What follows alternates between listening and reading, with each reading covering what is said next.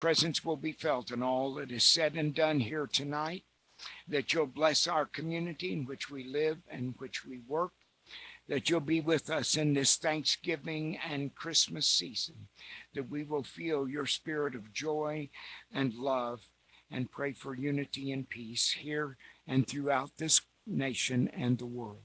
Grant us your peace, O God, for it is in your holy name we humbly pray. Amen. Amen. I pledge allegiance to the flag of the United States of America and to the republic for which it stands, one nation, under God, indivisible, with liberty and justice for all.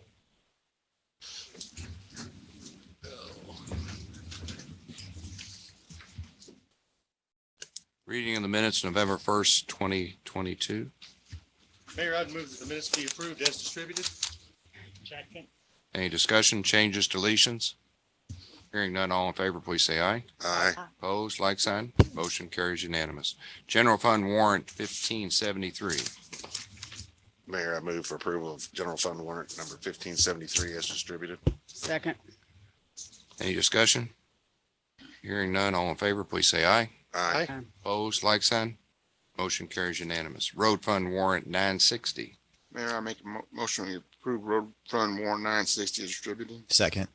Any discussion? Mayor, I'm pleased to see that we're able to purchase more salt. Does that do us for the foreseeable future? It's as Next much season? as what we can get in the, That's what I In the was bin. wondering. Yeah. Okay. Well, that's we great. have more that we can get, but we just can't fit it. Wonderful. Well, thank you. That's it, Mayor. All right. All in favor, please say aye. Aye. Opposed? Motion carries. At this time, we'll have a discussion for all the people that are accountants that will love it, and all the people that are those word people, they may not like it as much. So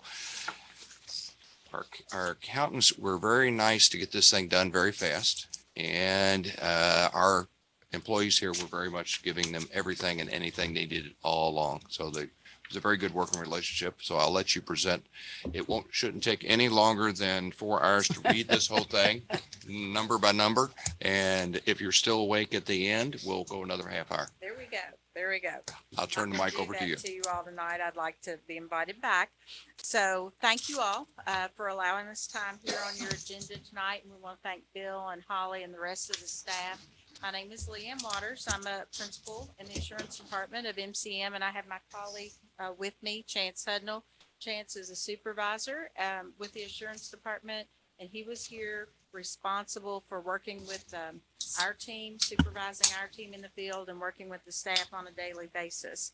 So I am going to hit just the very highlights of your audit report. I will not go through the whole 4.5 hour thing with you all. But please, if at any time I'm not answering something that you have looked at and wanted some answers on or some clarification, please feel free to stop me. In the document that you have with the purple cover, or the gray cover rather, that is our independent auditor's report. I'm going to turn you over about 3 pages to the first page that has our letterhead, the independent auditor's report. Okay, this letter, I'm pointing it out to you all because it looks a little different than it has in prior years. If you laid it down next to last year's, we have been required to implement some new auditing standards. And so the opinion is the very first thing that you all are going to read. Very first, because we recognize as a profession, that's what you all care about the most, right? So once again, this year, you all are receiving an unmodified opinion. That is the highest level of opinion that we can give as your auditors. It simply means that these financial statements are reliable for your decision-making purposes. Turning over to page 2, there's one thing I want to point out under auditor's responsibility for the financial statements. This is a little bit new and different as well. We talk about the fact that our objective is to obtain reasonable assurance about whether these financial statements are free from material misstatement. So reasonable assurance is a very high level of assurance, but it is not absolute assurance. That is because, we do not look at 100% of your transactions. We test samples. Bill would kick us out if we looked at 100%. So I wanted to point that out to you all. And then on page number 3, we do review your required supplementary information. There are several pieces of required supplementary information, including your management's discussion and analysis, all of the schedules in the back that have to do with your participation in the pension and OPEB plans of the county employee retirement system, and also your budgetary comparison schedule. We do not audit those schedules and we do not offer an opinion on those schedules. However, we do review them to ensure that they are consistent with the financial statements and with the information that we documented while we were doing your audit, and we found them to be so. Okay, I'm going to skip you past the management's discussion and analysis. I will encourage you all to read that because, as I always tell you, that's a really good kind of narrative overview of your year and why things changed. Not everybody is like the mayor and likes to read all 75 pages. So that's a good 10 pages for you all to read. But looking at your statement of net position, if you look kind of at pages 10 and 11 sort of together, I know they're bound, so it's difficult. There's not a lot of change in your assets from one year to the next, except that your restricted cash is higher than it was in the past. That is primarily because you all received your funding under the American Rescue Plan Act, or ARPA, and it was not spent as of June 30th of 2022. When we look at page 11, the major changes on this page are that your pension liability did go down almost $4 million, and your OPEB liability went down about $1.4 million. So I just want you to keep in mind that it was measured as of June 30th of 2021, and it's largely related to the market performance of the plan at June 30th, 2021, and that really drove that decrease. So keep that in mind.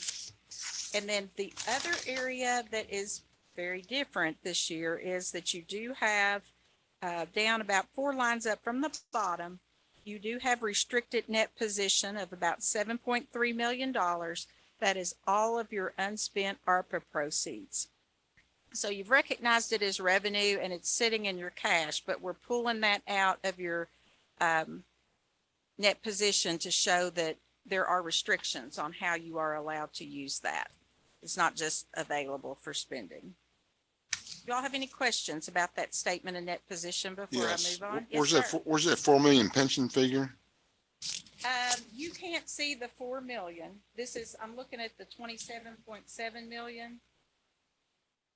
The reason you can't see the 3.9 is I was just comparing it to the prior year audit report. So if you have the prior year audit report in front of you, that number was about 31 million last year. And that 4 million, that was actually two numbers. That was, our liabilities have decreased, right? Your Yes. pension liability decreased almost 4 million, and your OPEB liability, which is 2 lines down from that, it's 8.4 Yep. million, decreased 1.4 million this year. So if you looked at last year's, OPEB would have been about 9.8, and pension would have been about 31 million. Hopefully that keeps coming down because we separated CERS from KERS. So our availability of investing in non-liquid assets gives us a higher degree of return. What page are you on? I'm on page 11. 11. I am too, I don't see.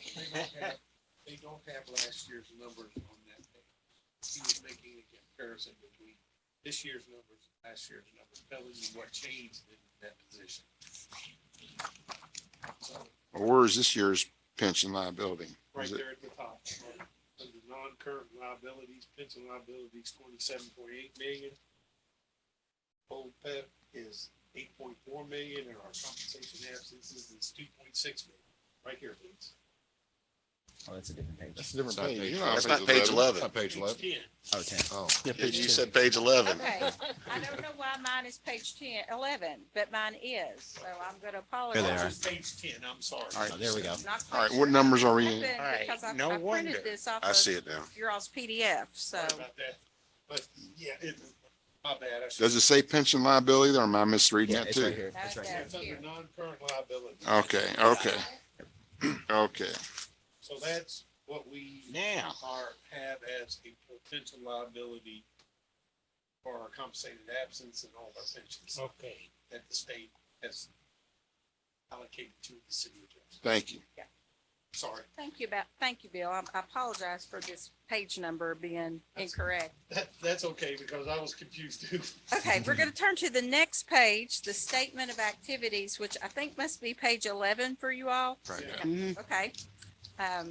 This is just kind of your income statement for the year. It shows that change. This is 3 lines up from the bottom.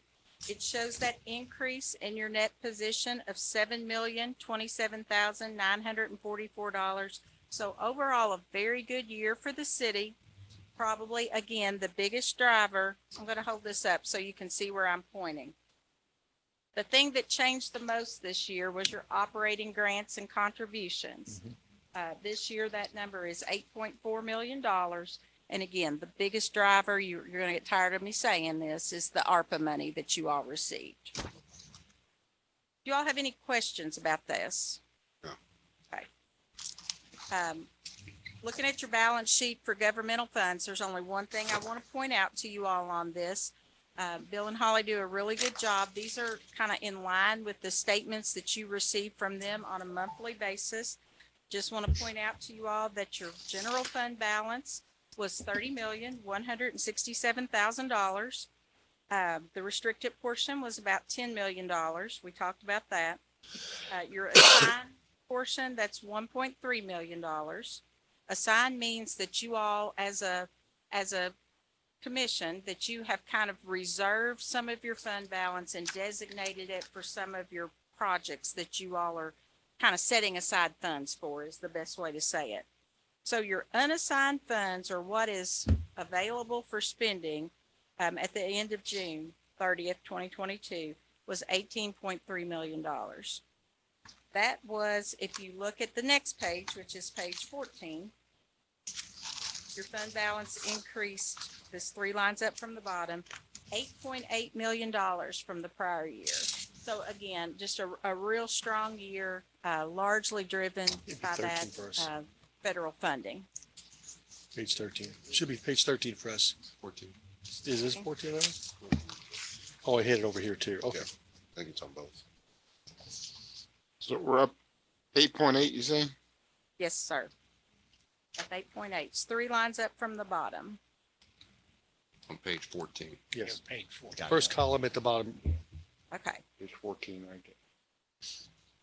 All right. Do y'all have any questions on those financial statements before I move to the notes? That I know I haven't gone into a lot of detail. There's just not a lot of change from one year to the next. Okay. If not, I think I'm sending you to page 21, which is your cash and investment note. I'm only going to talk about, since this commission has been through my presentation several times and we've gone over these notes in detail, I'm only going to point out the ones that are new or that have changed significantly out of respect for your time, or ones that I think are very significant. So the cash and investment notes at the bottom of the page, it talks about the fact that you all do have investments in the League of Cities investment pool, and it explains to you the different levels of how investments are valued, with level 1 being those investments that you can go out and you can see a price on a market for them very easily. So they're the easiest to value. Then you have level 2 investments, and those have quoted prices for assets that are similar in active markets. So that's the second easiest level to value. If you turn to the next page, page number 22, you can see that you all have $5.2 million in investments, with 4.9 of them being with the league's investment pool. The investments that you have, that you maintain locally, are all level 1, about $277,000. And then the investments that you have with the pool are a level 2 investment. And that is simply because they are pooled with other resources of other cities. Okay. What was our original investment in there, Mayor? Do you remember how much we put in to start? I do not. I'm just curious how much we're up Well, we're not up. You're not up. We're actually down. We're So not down as at far the as end we of were. June, we were down 400,000, but the last time I did it, we were back only down 200,000 now. So it is coming back, but Stock market. unfortunately in June, it was down. Okay. And we decided to use this as a long-term investment. So I think it will come back and we'll get all of our money back before we have to spend it on. It's stock market based. Yeah, it's stock market based. And it does fluctuate. And it just so happened in June, it was a very bad month in June for our account. Yes, it was Running a bad about- time to have to get your year-end Yeah, numbers. yeah, if I could have made it in July or August, we would have looked a lot better. And investments are, stock investments are all A level. They're the top stocks. Blue chip type. Yeah. We're Yeah, very yeah. restricted on all the different Yes. investments. I can tell you that. We just had ran into a bad streak right then. Right. I think that's a good thing about being in the League of Cities pool is that they're very knowledgeable about how cities are allowed to invest and they adhere to that very closely. 100%. It's run by PNC Bank, who has done very well both for the investment pool and they also do all the funds for the insurance pool. Okay, I'm going to take you all the way back to note K, which I think is on page 34. And just want to point out your tax abatements. I think this is an important note because these are incentives that you all are using to help drive economic development in your community.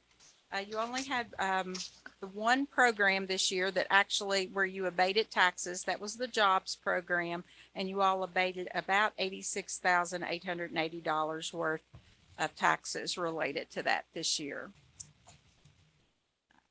Then note L is just something I'm required to point out to you all.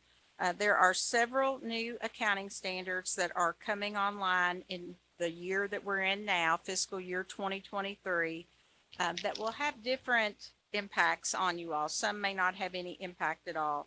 GASB statement number 96 has to do with valuing any kind of subscription-based information technology arrangements, looking at those and saying you've entered into an obligation and putting those on your balance sheet as both a liability and an intangible asset.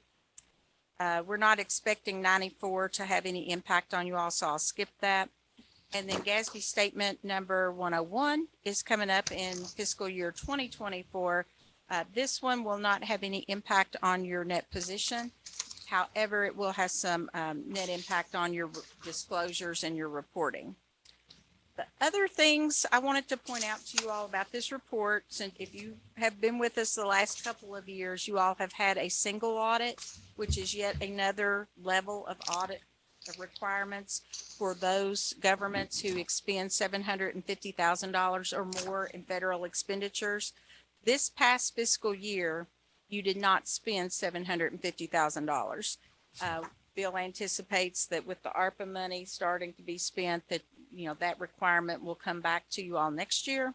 You didn't have that this year. And then looking at your budget on page number 41, just want to point out that you all came out ahead of your revenue budget this year, about $5.3 million. It's maybe a third of the way down the page. What's that, Bill? Yeah, and that's because we got the ARPA money from, supposed to come in July, came in June. So 3.7 million of that was ARPA money that we would have had in this fiscal year. So But that's yet- why, But you had $2 million in occupational tax. yes. Yeah. Yes. So that's where the biggest, but when you look at the 5 million, it's kind of deceiving because we got all the ARPA money that was scheduled to come in July of 2022. It came in June of 2022. For whatever reason, the government sent it early, and we're appreciative of it, trust me. But Bill, these numbers show that our projections were conservative because we didn't know where employees would be. We- So this exceeded all that. Yes. And you can see occupational tax was like $2 million. And we've had We 2 were- years now of COVID budget, so We- it's we on an were- upswing. We were fearful that the people were working from home and not in J-Town, but yet we're getting more money than we ever have before. They're returning. That's what we're hearing, yeah. We're kind of seeing that across the board. Yes. in the jurisdictions we serve, that those numbers are beginning to look, except in Frankfurt where I live. That's about the only place that it's not really kind of bouncing back. Is that because the legislators aren't working or what? Yes, there you go. They're not 100% back yet. They're still doing a whole lot of remote work, and they adhere very closely to those laws. So, looking back at page 50, just want to point out to you all that with your expenses, you were under budget about 3.9 million. So overall, including that ARPA money that Bill pointed out, you came out ahead of budget this year, $9.2 million.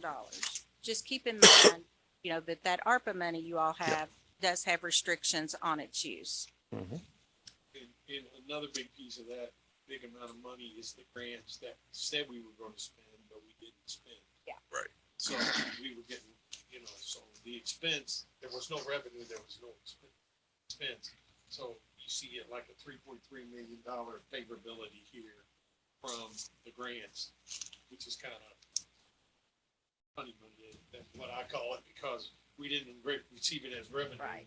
So revenue was down. Mhm. We didn't expend it, so expenses were up. So but that's part of the issue with having a lot of grants. It's a accounting nightmare, yeah. Right. I mean, so like those were kind of construction-based grants, but the services that you all provide to your citizens, you still expended according to your budget. So you didn't cut services or anything like that. So. All right, I'm going to move to the purple document. There are only two things that I want to point out to you all. These are required communications that we are required to make to you all as your auditors. Almost all of them I have gone over already as I pointed things out to you in your audit.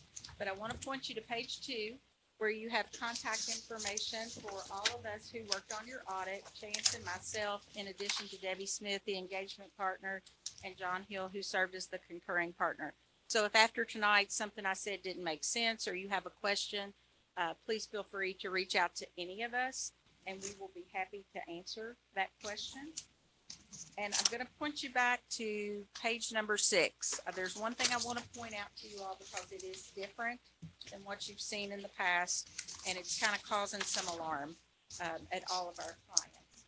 And that is on page 6, the very first thing you see here is significant risk. There's a new auditing standard, and we are required as your auditors to point out any significant risks that we have to deal with as part of your audit. These 3 risks that we have identified: management's override of control, improper revenue recognition, and then unsupported or unbiased estimates. Those are inherent in every single audit that we do. So we are reporting those 3 risks to every single audit client we have. That is in no way reflects negatively on this city. It is just normal, inherent in every audit. I keep saying that. Not identify any significant risks that were unique to your city. So Leanne, what you're saying, this was always in effect. Now you're having to put it in print. Correct. Gotcha. That is correct. It kind of goes back to that reasonable assurance thing that I talked about earlier. Those are all tied together. Do you all have any questions of me? I have one question. Yes, sir. Looking, of course, you've seen our you work with our accountant, our Bill and Holly and our mayor.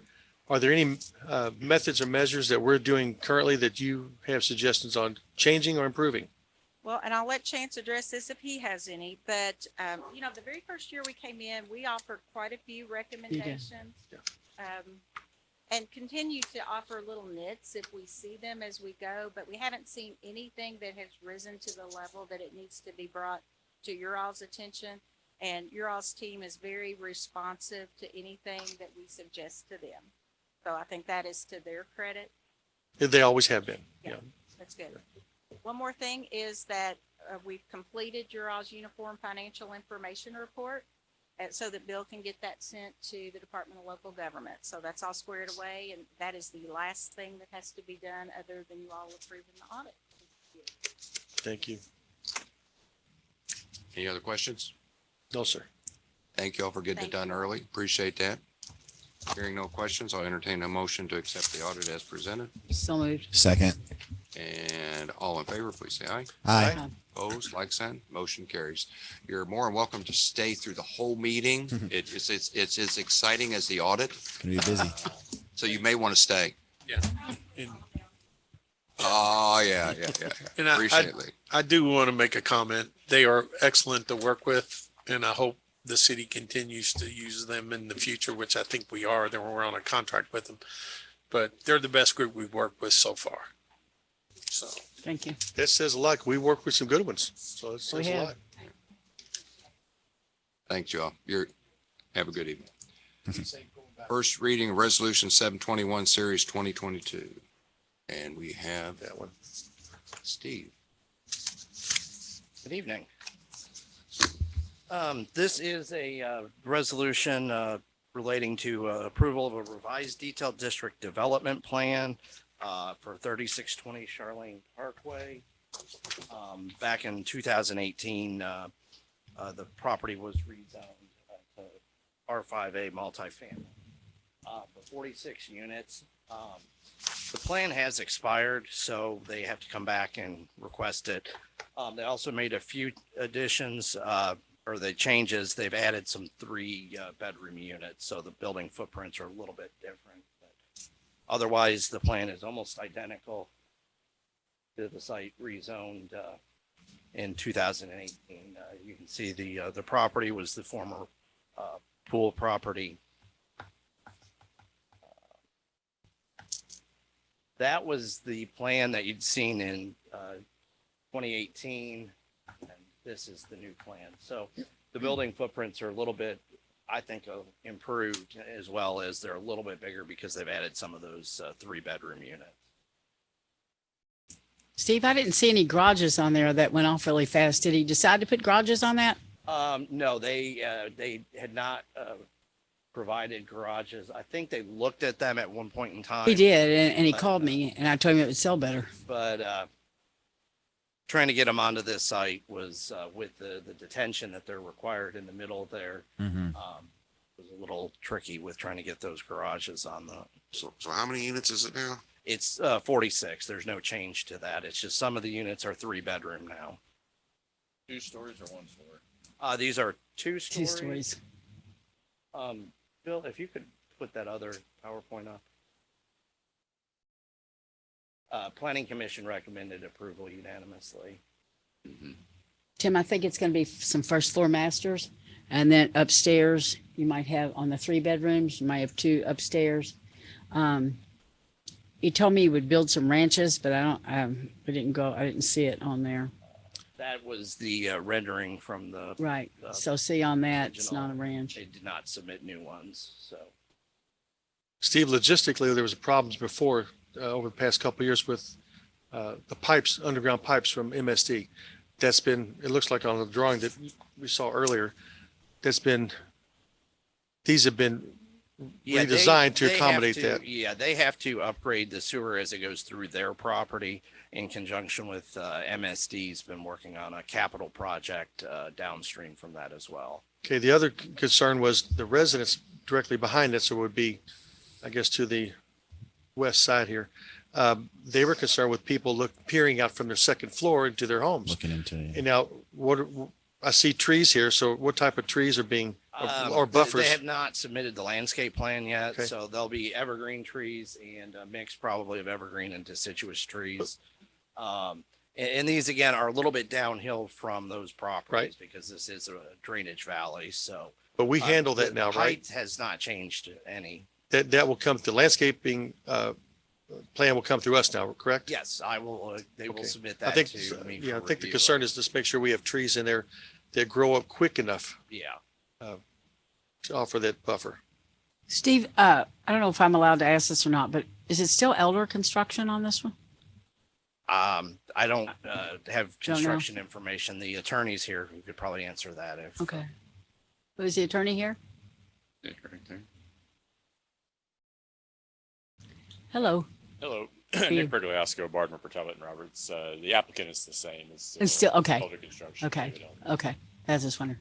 And really the whole, the short synopsis is that the development plan had expired, and so Right, you know, right. in order your 2-year period. After that 2-year period, we decided to. I knew there had been some issues. That's why I was asking. So it and then when we went back with a new plan, just because the other one expired, they some slight tweaks to the first floor just to provide some options for 3 bedrooms. Okay. But otherwise, it's all the same number of units, essentially the same layout because of the same number of units in each Right. section. Okay, just wanted to know that. Did was the traffic study done?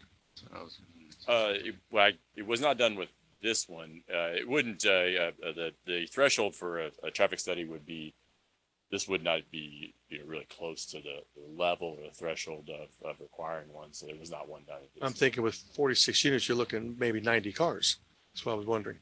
Well, it would be the peak hour trips is what they would base it off of. So the threshold being 100 peak hour trips during the morning rush or the evening rush. 100 peak hour trips. Okay. So I mean, if between that, whatever they determine the peak hour in the area is, for example, if it's 7 to 8, but generally you need over 100 units to hit that threshold. But it was not done on this one, but it also was kind of really related to the being a same revised plan as well. The reason I say that is they have the discretion. I say they, but Public Works Transportation Planning can always, even if the threshold is not met, they can request one. This is just one because it was just really because of a prior plan having expired. They did. How many parking spaces you got here? Was How that? many parking spaces you got? They have 127 parking. Okay. So it's about 2.7 per Hmm. Their maximum allowed is fairly close to the maximum. I think this is an appropriate number for this type of a development. Am I seeing 2 dumpsters on the site? One on both sides, one on each side? Yeah, there's one on each side of the By the trees, right? by the tree. In the middle there. There's one in the at the top parking lot about halfway back, and then on the bottom one, Mhm. tucked in under the tree, those To the younger 8 people. parking spaces or so on the. And the fire department they're okay with accommodations is there a fire hydrant there? That would show up on the construction plans, but yeah, they would probably have to bring private hydrants into this development, but they'll review that and have to meet those requirements under the construction plans. And Steve, I'm trying to remember when we approved this before, it was either condos or townhomes. It's going to remain condos or townhomes. That's It's my going to be ownership. understanding, yes. It'll be a younger generation. It won't be the elderly community. Mm-hmm. They won't do these steps. Is this the horizontal property regime? Yes, that's correct. That's what that means. It comes under condos and townhouses. That's the zoning policy on that. Any other questions? Just if this were approved, when would you all look at starting construction? Honestly, I think speaking to the applicant, we started the process of the revised plan, it was to go forward right away. I think with the recent changes in the economy as far as the prices and homes and demand, I don't know that he's going to start immediately, so it hasn't been established. I guess is He's the ready to short answer start. to that. What pricing are you thinking That now? I don't know. You I don't know? know offhand. I mean, obviously it would be as much as the market will bear, and by adding 3 bedrooms to what would have otherwise been 2 bedrooms, it will provide some options for some Right. larger units that would presumably be more than maybe the prior plan. But I don't know what he's starting Okay. us on I don't know what his base projection is. I guess. You have the detention basin is 12,000 square feet. That's very large. And of course, it's going to be needed on this one. Mm-hmm. My question is, with children going to be in these as well, will there be some type of safety gate or fencing around that detention basin to keep them from playing in it, swimming in it? Well, I mean, is a basin, so it's only going to have water in it during a rain event and empties out fairly shortly thereafter. What about the creek? Pardon? Where's the creek? The creek will run through the center of that, so that part won't change, but they will be detaining. I think there's a 50% reduction for downstream, which helps the downstream properties basin, looking at their calculations. So you're saying that the creek will continue running, but the basin will swell? The basin will fill up and I got you. Water, yeah. let it go at a, at a slower pace than letting it all come downstream. And that, you don't see any concern with that overwhelming We have downstream? Yeah, the idea here is to help prevent the downstream overloading by reducing the flow actually by 50%. It's that basin is double the size of what currently would flow through. So there. you don't see, so it'd be it's going to be negligible, any additional water. It's going to be no different than if they weren't there at all. Yeah, Basically. they have to, that's the whole point in having the basin Yeah. is they can't send more water downstream Gotcha. because of the increased impervious surface. Okay. If there is no other questions, I'll entertain a motion. Make a motion, we approve it. I'll second that. As distributed by title only. Yes. Title only. Thank you. Any other discussion? Hearing none, all in favor, please say aye. Aye. Opposed, like sign. Motion carries unanimous. Resolution number 721, Series 2022, a resolution relating to the approval of a revised detailed district development plan as transmitted from the Louisville Metro Planning Commission for the following development. 3620 Charlene Parkway, bearing J-Town docket number 22-0015. That concludes first reading. You may entertain a motion to approve. So moved. Second. In favor, please say aye. Aye. Opposed, motion carries unanimous. Thank you. First reading ordinance 1433, series 2022, and then you'll also have ordinance 1434, series 2022. We'll take them separately. It's an annexation of property as the picture that you have been distributed. It is not contiguous with the other properties that people are talking about when annexed, but this is at Waterson Trail and Stony Brook. It's a subdivision within itself. Policing is not a problem. Jimmy looked at it as far as public works. It is not a large enough to denote any financial hardship on it. So at this time, as far as sidewalks, paving, and drainage, it looks like it's in good condition. And as far as the police department, there's no outstanding large call volume. So we are bringing it before you to see if you want to start the process from this. We will, if you also approve, we will do the engineering outside borders of that, send it downtown where they'll be reviewing it, approving it, hopefully, and sending it back out to you all for approval. The new House Bill 314 does not take into effect till another year and a half. So this still has to go downtown for a review and approval. And it's like 37 or 40 houses is what I'm counting. Right. This is a very nice subdivision. It would be an asset to our city. Most homes over there are close to 400,000. They're nice. And this is maybe 10 to 12-year-old neighborhood, correct? Right. Most of them ranches, walkouts.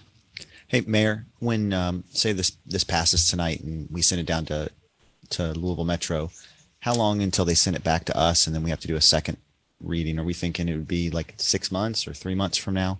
Well, we have to have first and second reading of one of the first ones. So that's going to take another meeting of ours. When you go into them, Metro Council usually doesn't do anything the first few meetings of January. So it could be February before you all see some. There is a time limit to where they have to do something. 60 days. 60 days, or it comes back to you as approved. As approved. And so if say we approve it tonight and then it comes back to us by February and we approve it a second time, then we would start providing services on that second approval. No, not to stop you, Mark, but since it's not 100%, it's one shy of 100%. Okay. It has to go through a rest period of 60 more days. 60 more days. Okay. So Isn't that right? 60? into spring. Yeah, and we'll give first reading tonight on the second item, 1434. We'll give second reading to that and passage at our next meeting, ostensibly in timing. And then it would go downtown. We have to wait for Metro to do their thing. When it comes back to us, that we then give second reading to 1433. After that, there would be a 60-day period of repose, at which which point we usually adopt a resolution saying that the matter is concluded and the property is annexed. At that point, we map it, we send it to the Secretary of State, the county clerk. So reasonably looking at it, I would say that we're probably looking at May to conclude what we're beginning tonight. 5 months. About 5 When will months. their tax bill start? You're taxed on your property as of January 1. You're taxed on your insurance premium as of October, November, isn't I thought it was July. So it? And we won't collect property taxes on this until Yes. 2024, October right. but you will get insurance premium get tax. the insurance. I thought we, if my memory serves me right, which it won't, but I thought we did something about not collecting, or we were going to not give services until after we went through one taxable period. Did we not have something about that? Scholar said you couldn't do that. Yeah, I don't think No. we were able to. Unfortunately, under state law, we have to provide city services immediately upon annexation. Oh, okay. And that's state law, and there's nothing that we can do about that one way or If you think about it, Carol, if somebody builds a house, these apartments that you just approved, if you didn't do that, you could always say, well, we're not going to provide them services for 5 years. So that's why they have the law. You Okay. you can't postpone one person, not another. And On when the you, other hand, I should add to that, though, upon annexation, conclusion of the annexation, all of our zoning, all of our code, all of those things apply. So, for example, there would be no B and Bs after that. There would be, Right. all of those things would come into it. Effect immediately. And then Mayor, we wouldn't start mapping until we heard something back in May. No, we would map when y'all say, if you second. say yes tonight, we'll map because we didn't want to spend the money if y'all were going to say no.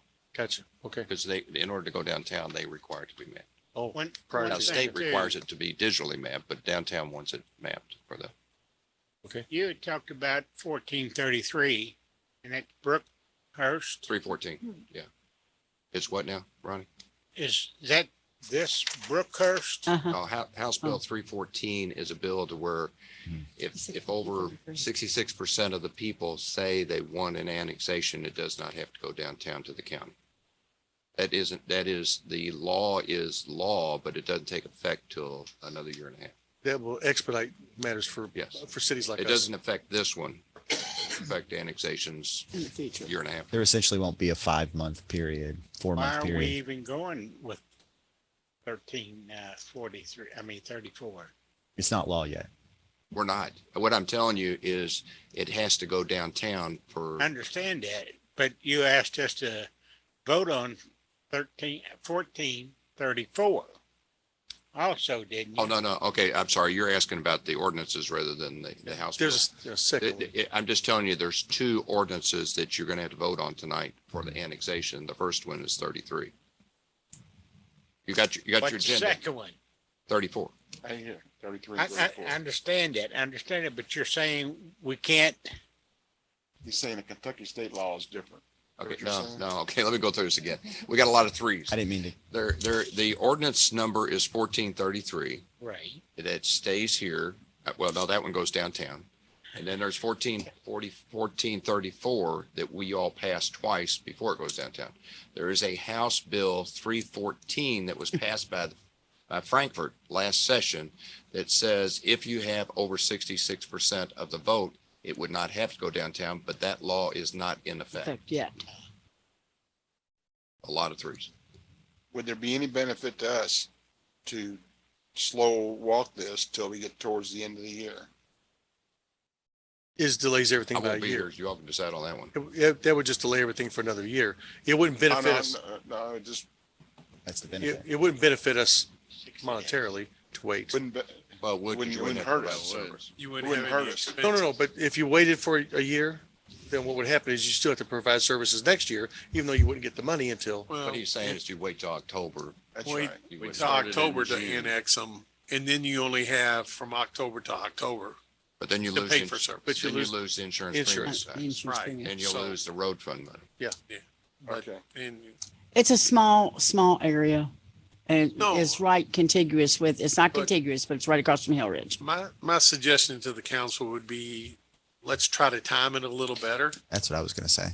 from going forward so that we end up in October with it coming to the city. Mhm.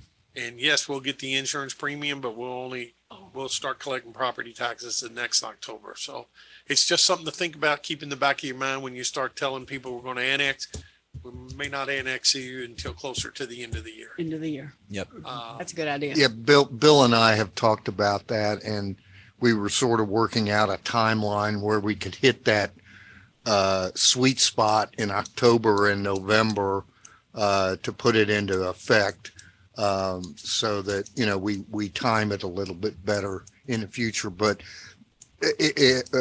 Vince, to your question, I don't think that we would gain anything by slow walking this particular one.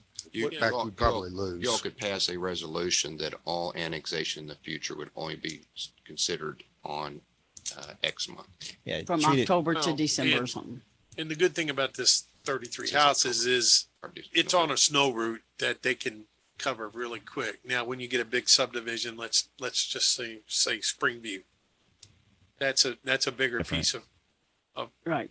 that we have to bite off. But Yeah. there's not a lot of cost in my mind associated with snow removal and all that kind of stuff in that area. So Well- you just got to be careful when you do a big subdivision. With that though, yeah, we want to keep cognizant that you're talking about summer months anyway. So really the only services we're providing other than police would be trash pickup. So sanitation, you're not doing any snow routes. If we're talking 6 months down the road anyway. So Lights. if you're not careful, what you'll do is you'll try to time it so much that if there's during the repulse period, if there's any, if they fight it, then you lose another month or two. Now you're going to lose the insurance that Mayor was talking about.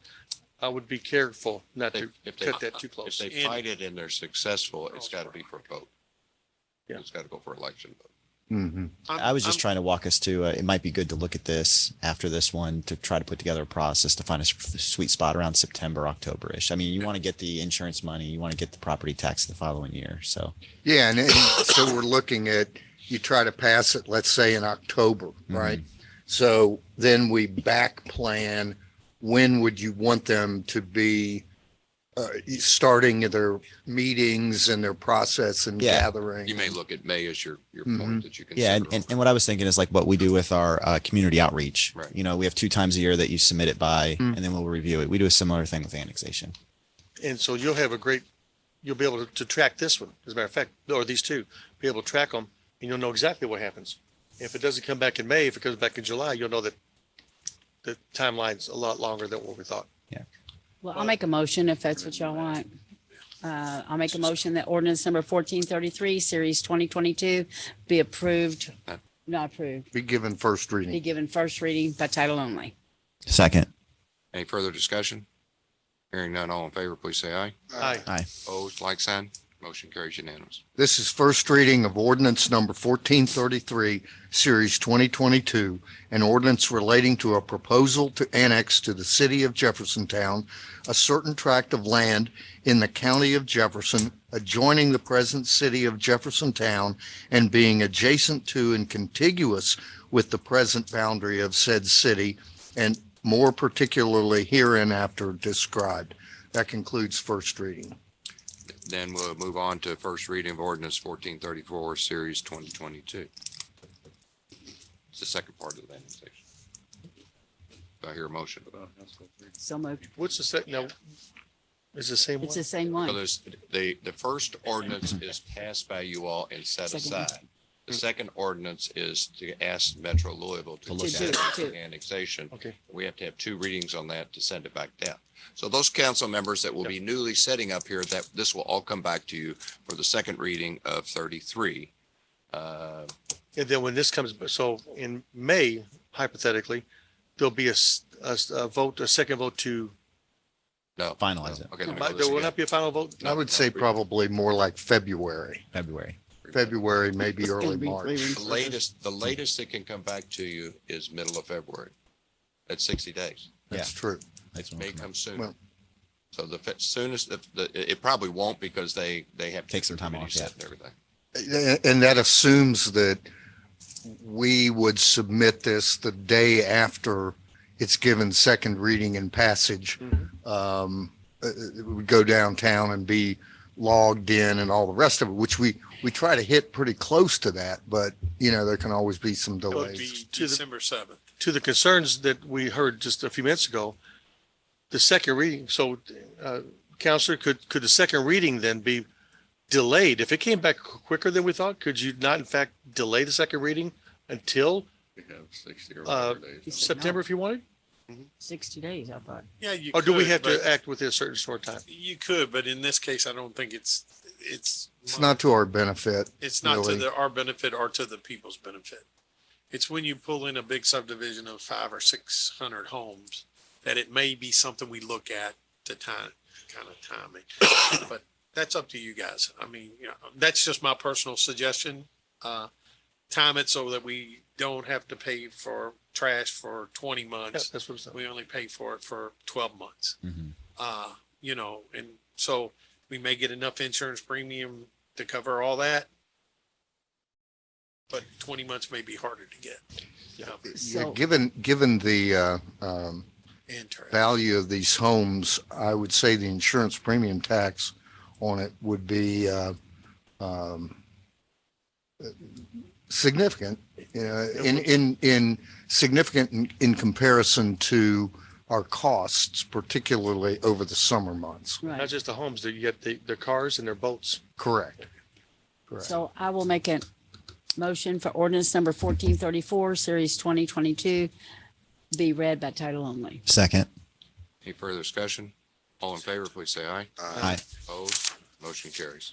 This is first reading of ordinance number 1434, Series 2022, an ordinance relating to requesting the approval by the Louisville Jefferson County Metro Council of the annexation by the city of Jeffersontown of a tract of land south and east of Jeffersontown, which land is contiguous with the existing boundary of the city of Jeffersontown, but not contiguous to the boundary of the former city of Louisville and being in the unincorporated area of the former county of Jefferson. That concludes first reading. Next item on the agenda is first reading of Resolution 723, Series 2022. This is a resolution redoing a bond issuance for St. Michael Catholic Community. Skylar, if you want to tell them what's changed. Yeah, this bond was originally issued, I believe, in 2004. And it is for the St. Michael Catholic Community to do some building on there. And what they are wanting to do is because the interest rate before was calculated based on LIBOR, and LIBOR has been phased out and another method is being used. They're amending the bond simply to change how they calculate the interest on it. That's the only material change that's happening with this. Why are we involved in St. Michael's? Because we were the issuer of the, what amounts to be an industrial bond. Saves them taxes. Yeah, which saves tax dollars. Right now, there's a bond on Papa John's that we own the building. So if you want to move your city hall down there, you can. No, it's not, it doesn't legally obligate us in any way. No.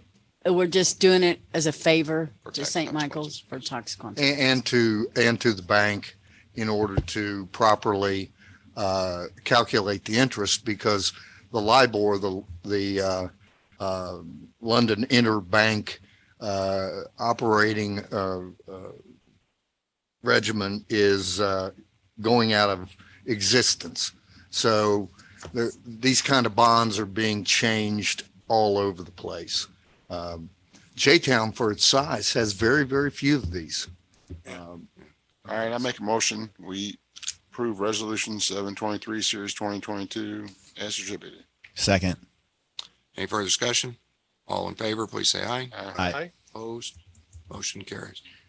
Resolution number 723, Series 2022, a resolution, municipal order of the City Council of the City of Jeffersontown, Kentucky, authorizing and acknowledging the execution and delivery of a second amendment to agreement with respect to bonds between the City of Jeffersontown, Kentucky and PNC National Association. 2, a second amendment to loan agreement among the City of Jeffersontown, Kentucky and St. Michael Catholic Community, an unincorporated division of the Roman Catholic Bishop of Louisville, a corporation sole. And 3, any and all other related documents necessary thereto. That concludes first reading. You may entertain a motion to approve. So moved. Second. All in favor, please say aye. Aye. Opposed? Motion carries. Item number 12 is first reading of ordinance 1435, series 2022. This will take 2 readings since it's an ordinance. It's a reappropriation of the non-budgeted expenditures for last year.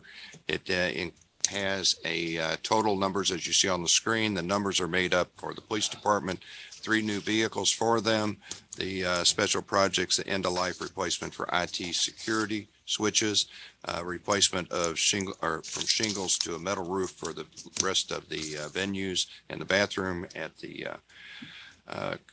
park, which is $70,000, insurance adjustment for work comp, which is $29,000, public works purchase of a new track hoe, which is $126,000, and a reserve put in for $2,075,000 allocated to the police building, which a total of reallocation of $2.540101. Make a motion for approval of ordinance 1435, series 2002 by title only. Second. Any discussion? I have a question regarding the vehicles for the police department.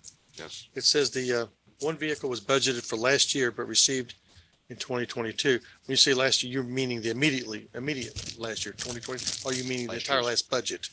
Last year's budget. We only had one car No, budget? it was one we did not receive. but We did not received it receive in this time. year. So since we received in this year, it has to be paid So- for this year. Okay. So theoretically, that car we didn't pay for last year was in part of our surplus, unallocated surplus. So we're talking about 2 additional vehicles then? We're talking the normal 2 additional vehicles that you guys, we budget for.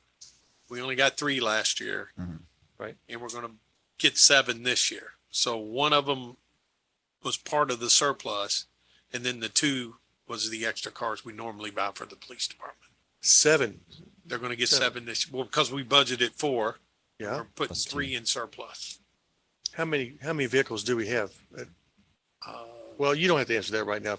No, It's a well, lot- I mean, they large numbers. replace the vehicles as they go through. So we've had our vehicles some of our vehicles are Tauruses and some of our Explorers are getting really old. And I'm not 100% sure of, how many vehicles we have, but I know I know Mark has trimmed down the amount of vehicles we have down there. So it's Okay. 75. I didn't see you sitting out there, Major. I would ask you that. 75. Can you do something about that dark gray color? Yes.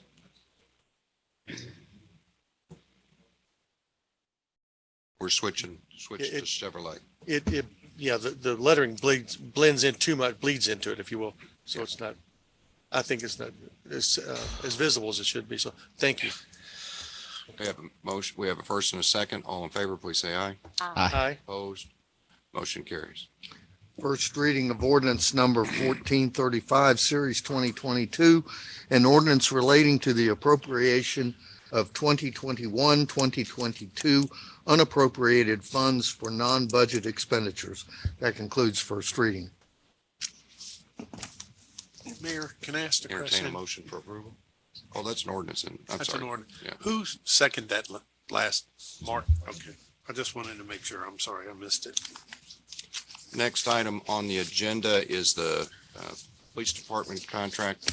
We have, Matt is going to do a presentation for you since it's been a while since we've had everything before you. And also we have 3 new council members that will be sitting here so that they understand what they will be working with in the future. And then we have the contractor that has been won the bid, and we have Bruce Swetnam that is working with us to make sure it is built properly and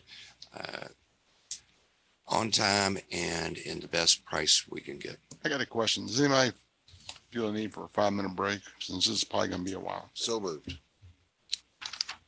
So that's a first and second. Is that 5-minute breaks, first and second? Is that what it is? All in favor, please say aye. Aye. Motion carries.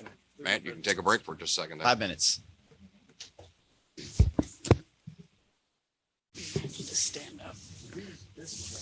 Swear to God, I think my hip's going out. Huh? I think my hip is going out. Must get surgery. Does it feel like a year? Yeah, that's, I cannot wiggle this because they say that his surgery is not as bad as knee surgery. That's what I keep hearing too.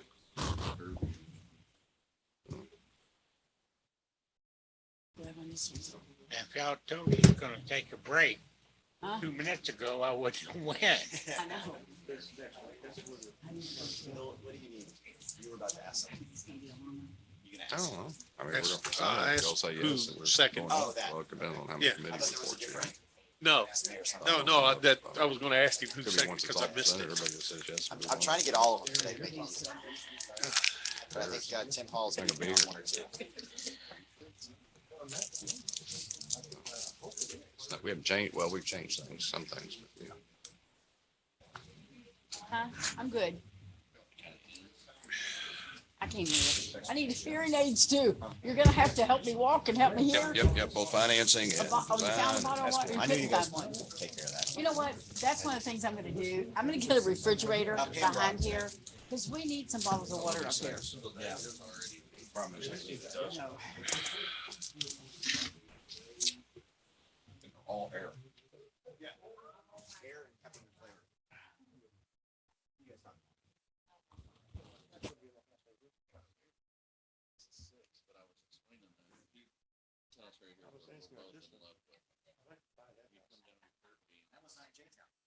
I'm not going.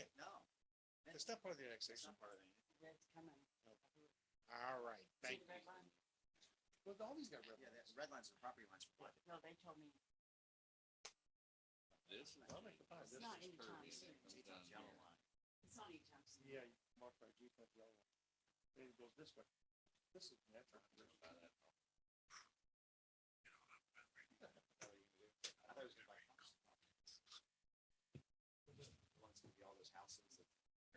The other one I like is this one over here on Oats Road. Go down.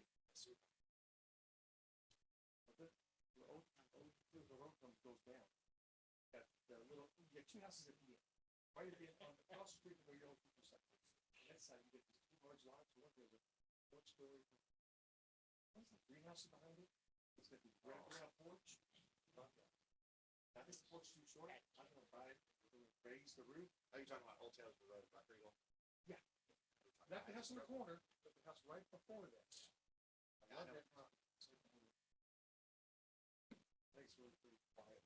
Looks a little quiet.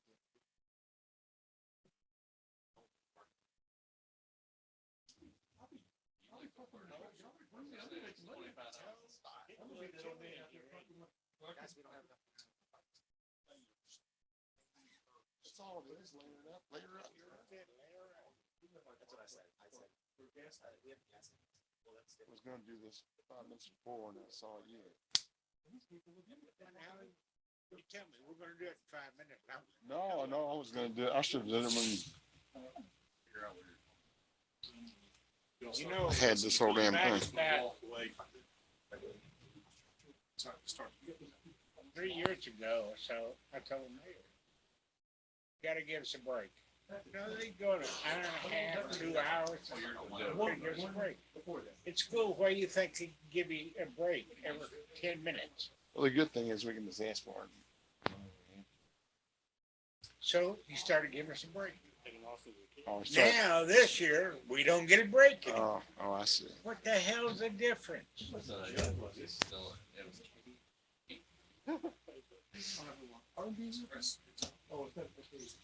No, it's not stress, it's something else. You got a yellow truck. Behind the yellow.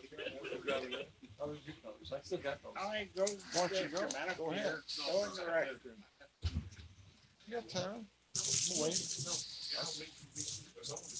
Okay. Go home, let me, give me.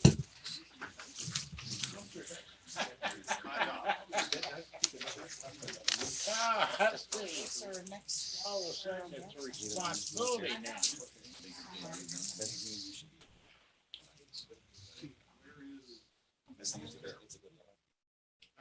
Well, she started walking out about a half an hour ago, and she'll be back in about a half.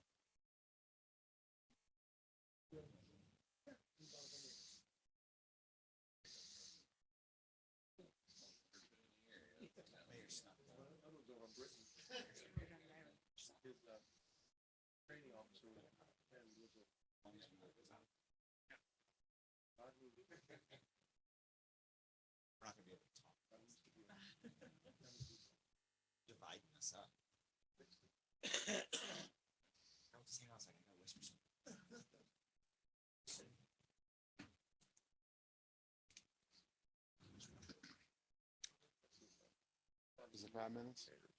5 minutes up? Make a motion. Make a motion, we, reconvene. Second. All in favor? Aye. All right, we're reconvened, Mayor. Oh, he hadn't called for a vote. Call for a vote, wait for Carol. Carol had to wait for one of the, You got a first and a second, and Need to wait for the mayor-elect. Why? Cause you do. What do you gotta wait for? Cause you do. because I'm polite. Turn out the lights? outside. We're having a hard time. We're having a- It's the party's over.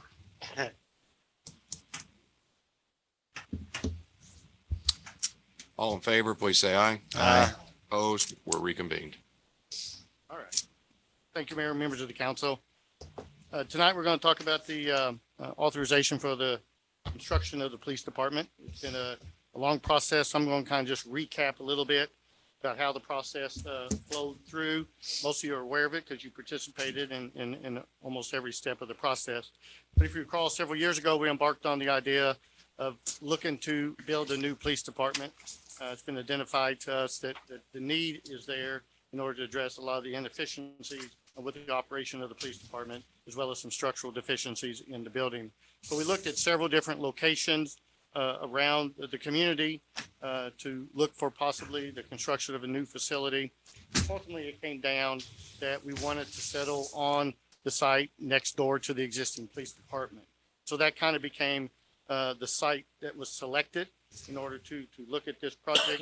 We had a lot of positive community elements by being on a major thoroughfare on one of the major streets that feed our downtown and also remain in the heart of Gaslight Square District. So once we identified the tract, you guys authorized a schematic design contract that brought in a design team that worked with us, the command staff and city staff, to look at a design that could fit the character of our downtown, work with the police department in order to develop a floor plan and a layout plan that will meet their needs currently as well as any future growth that they may have. So we came through that process. Once we completed that process, that came back to the council and presented those findings to you. And a lot of them came out of that or the rendering that you've seen before when we had a presentation from the design team.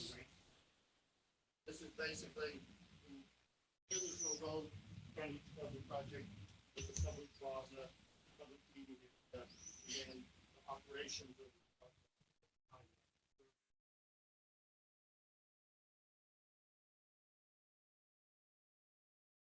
the other renderings are just some of the other angles that you recall. This is the view roadway, Hillersville Road. This is kind of coming up the hill. That's the two-story building. 40,000 square feet. This perspective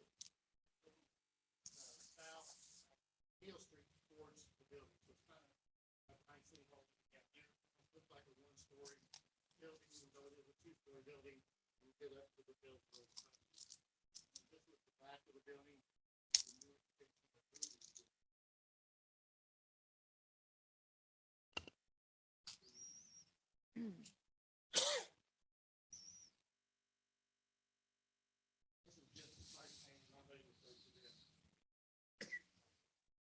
Okay. Hang out. Right away from you. Coming out the Hills Road.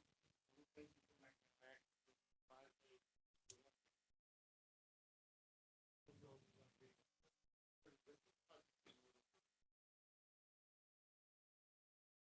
Once we got through that process, it was time then to jump into the construction documents. And so, again, this council authorized that construction to start the design phase of turning this schematic design into an actual biddable set of plans, so we can really get to the details of all the design elements for the project, all the floor plans, all the HVAC, electrical, space needs for the department. All of that came out of that process. At that point in time, halfway through that design, there were some state laws that changed relative to code compliance, and it required any public facility over a certain square footage to construct a hardened fortified concrete bunker. So that was kind of another design characteristic that we had to incorporate into this project that originally wasn't anticipated because it was a statute change at the state level. Our department is unique because we provide our own dispatch. So we also wanted to fortify that area of the building in order to protect the dispatch, where they can be able to then adequately provide that emergency response if there is a time of emergency need, tornado or any other type of natural disaster. So those costs and those design features had to be incorporated into the project in order to meet those new coding standards. At that time, we were ready to bid the documents, and so we did bid the documents, and we knew, given the conditions of pandemic, we don't know what to expect. So we really wanted to kind of benchmark that process. So that's why we bid the project. Hopefully we could understand what the design was, where are the limitations when it comes to construction material, other design features that we need to understand, because what we're finding on other projects is subtleties in building material, scheduling of certain types of HVAC systems and that have long lead times or may be difficult to even get, or the manufacturing of them now has elevated the cost of those materials if you're wanting to try to build a project today. So when those bids came back, we evaluated those bids, we worked with the design team, and we looked through how we could value engineer that bid. And so we made some decisions to address low-hanging fruit items. One was the generator. We were proposing a brand new generator to feed the full building needs. And since that was a large ticket item, we went back to the design team and looked at the existing generator needs that are currently at the facility, as well as the life of that. And we determined that it could be able to provide the emergency services to the dispatch area and to an area of the building that would be seen as a command center if in fact there's a natural disaster. But we felt at that point in time, we could eliminate that from that particular bid, for we can then utilize the existing generator to provide that need for the current demand that we may have for that department. But we did keep into that bid the infrastructure, if you will, that will allow for a future date, if the need arises, that we can be able to come back, retrofit it with a full generator that may supply the whole needs of it. That was one that we did take out of it. Certain building materials that were identified in the design from the architects were expensive items because of the market conditions, the availability of that. And so we looked for alternatives that could also drive down that price. And so we took that into consideration and modified the plans to address those issues. We looked at schedule. We did initially have a very aggressive schedule for this project because we wanted to move fast, be responsive to the needs of the police department.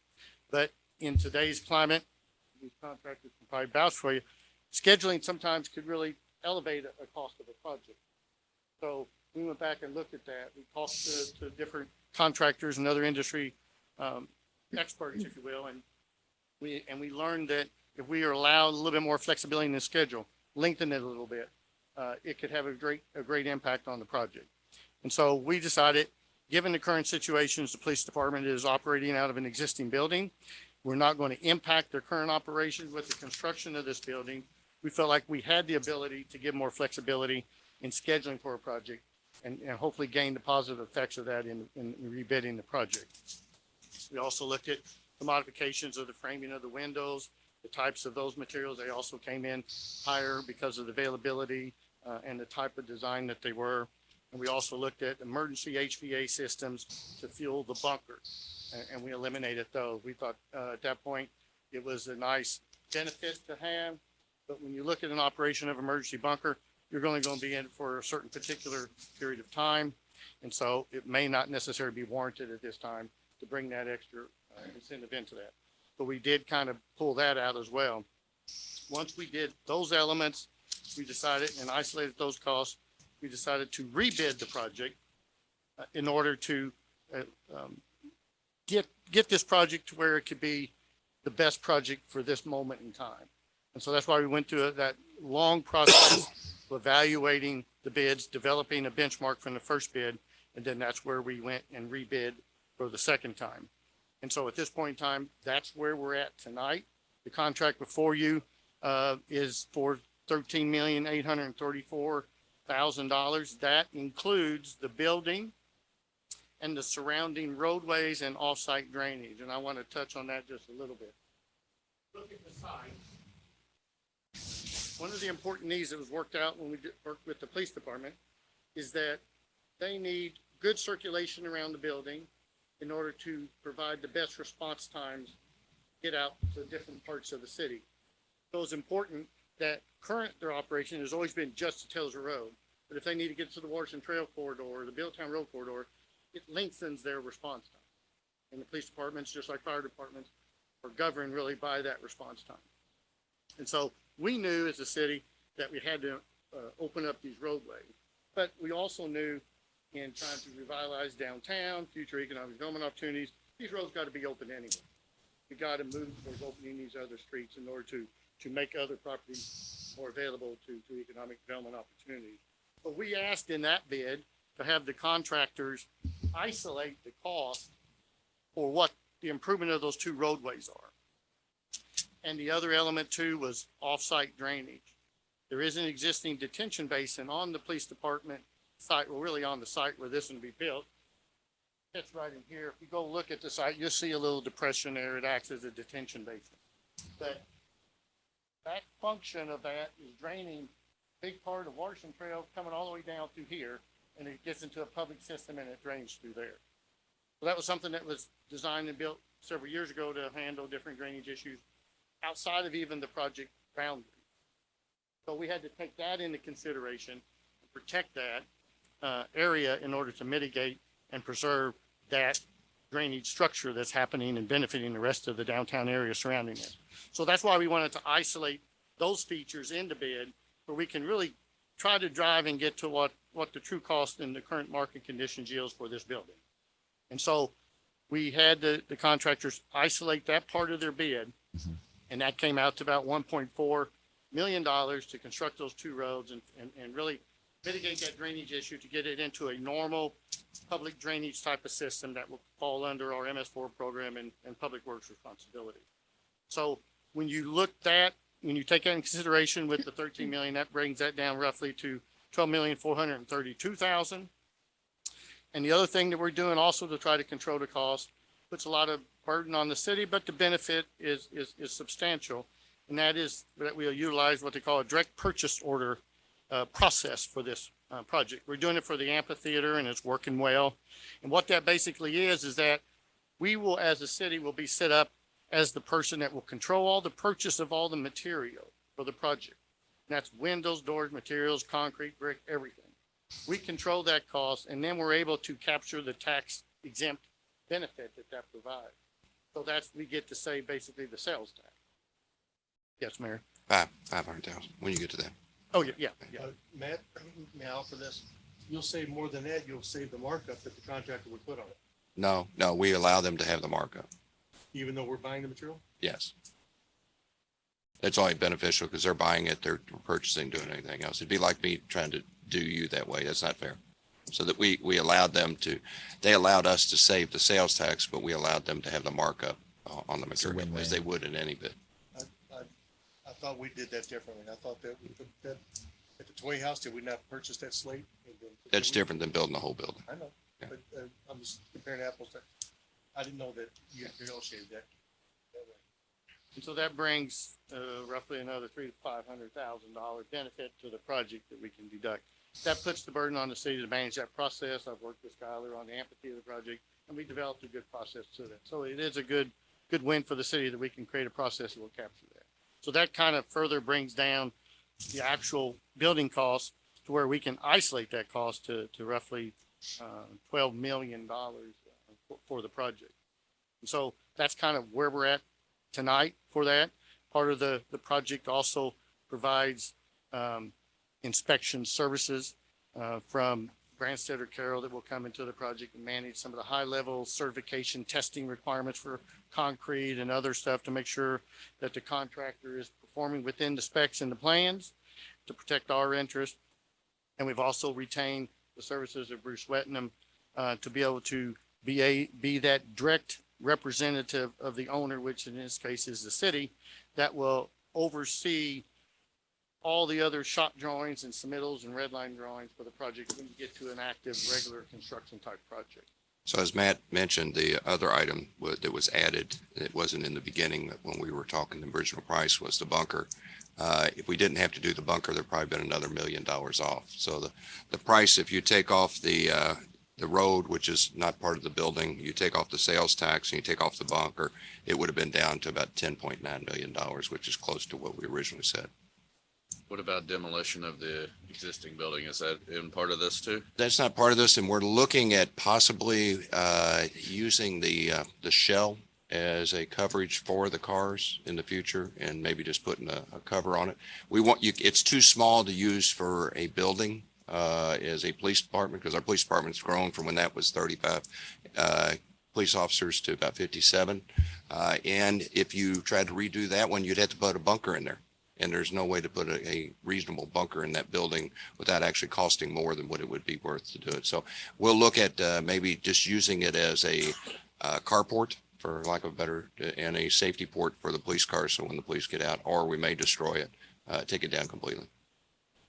Or look for salvage values or anything of that nature, for that area. Ultimately, if you looked at the plans, that kind of becomes part of their parking spaces anyway. So a lot of other police departments are providing some covered parking spaces for their vehicles, because they not only have police cars, they have SWAT units, they have trailers, they got other types of stuff. Sometimes that helps protect those types of equipment. And as I have through this whole project and through all the different projects, I gave you how we're going to pay for it. So tonight, again, I'm going to pass out how this thing's going to be paid for, because everybody's wondering where the cash is. Originally, when Branstetter Carroll gave us their proposed estimate on cost 15 months ago. Did it include the bunkers? It did not. It did not. Okay. But we didn't know what the market conditions are going. That's why we really didn't impact our price all that much, because, we had some level of contingency built into that, like any project does. So we hope that would have captured that. But we are in a unique time right now with post-pandemic issues. Well, yeah, and they couldn't have projected an 8.5% inflation rate and everything else going on. And that's part of the reason why we decided to bid it, to really get to where we can do some value engineering, really see what the market capacity is out there. And from what we're understanding, some of the materials are coming down, not going up. Right. So my next question, Mayor, would be, this is a contract for, as Matt said, 13.8, a little north of that. If they're itemizing the road and a couple other items, would this come down then? I mean, the contract would be different tonight than that, is that correct? Or it would still be this amount? It'd still be that amount. All I did was try to isolate what the true cost of the building is going to be. And that seemed to be very important to this council. What is the cost of the building that we're considering? And it didn't make sense to have roadway improvements that will probably need to be done even outside of this project, inflate that particular price. So that's why in the bid documents, And we had to do it because we bid it. We had to, be transparent that way with competitive bidding. But we wanted to isolate what that value was inside of their bid, which was the 13.8. And we actually looked at the two prices, and then the amazing thing is both people that bid the same contractor. So, and it's the same contractor that's doing our amphitheater work, dirt work. And everything. Okay, I'd misunderstood that part. Thank you. I've got a question, Matt. Let's say that we back the roads out of the police department. Is there not funds that we could get, like road map funds or anything for that to pay for the roads? Take it away from the police department totally? These roads are local roads. Uh-huh. So in order to get to any transportation dollars, they got to be a functional class of collector or above. So at this point in time, they're not classified as such. So they would be under the responsibility of us to do that through our own operating budget if we want to widen them. If we could possibly get dollars to construct sidewalks or something, but not necessarily the roadway. We also have the contractors here, the contractors, the people that actually do the work, the owner of the company, and the people with him that actually do the work. Not picking on you, sorry, man. And we have Bruce here and the police department if there's any questions beyond what Matt's presented. I've got a question, and I think I'm speaking for almost Raise your everybody. hand. This in school. Sorry, this isn't school. I think I'm speaking for most of the people on the city council, and except for maybe a couple of them. We don't understand the whole process. I don't, Pam don't, I don't know about Vince, I don't know about Ronnie, but we don't understand it. So what we don't understand is that where do each of you all come in? So now we have, in the very beginning, we have the ground. We know that. So then Brian Stetter, or whatever your all's name is, Carol, comes in and you give us, you're the architect that tells us the price that we should put the bid out for. Is that how this all works? Does somebody want to talk to me about that? Matt can answer that one. When we hire an architect or an engineer, we execute a contract with them and they will go produce construction documents, which basically means it's bid ready. That's the best indication you can get to be able to quantify what you think a particular project's going to cost. The blueprints. The Blueprints. Okay. Go on, Bruce. The big bag of plans there is probably about that thick. Has everything in it. We do the same thing with our roadway plans. Whether it be Oh, Lord. streetscape, Yeah. I hope I had to read those. That's why you got Bruce. And so the architects Okay. or engineers, after they design the plan, they produce a whole estimate of quantities, unit costs, and what their research revealed in the industry at this particular moment in time. They use industry standards. They may get data from the cabinet of finance that does commercial buildings and that type of stuff to compare costs of steel and concrete and all that. Matt, you're going too far. I think Carol just said the architects and the engineers. The architects, what they design do, what and you then, just saw, so and then we the, put it out for bid. Now, during that time, you got Bruce, who works for the city to make sure it's value engineered, it's built to the standards that we want. And then he is on the job watching to make sure it is done that way. That's where Okay. Bruce comes in. He comes in the beginning to value engineer it, and he comes in while it's being built, because even during being built, when Versailles was built, they came up with a decision to change the product in the middle to save money. So we may still find that to be beneficial.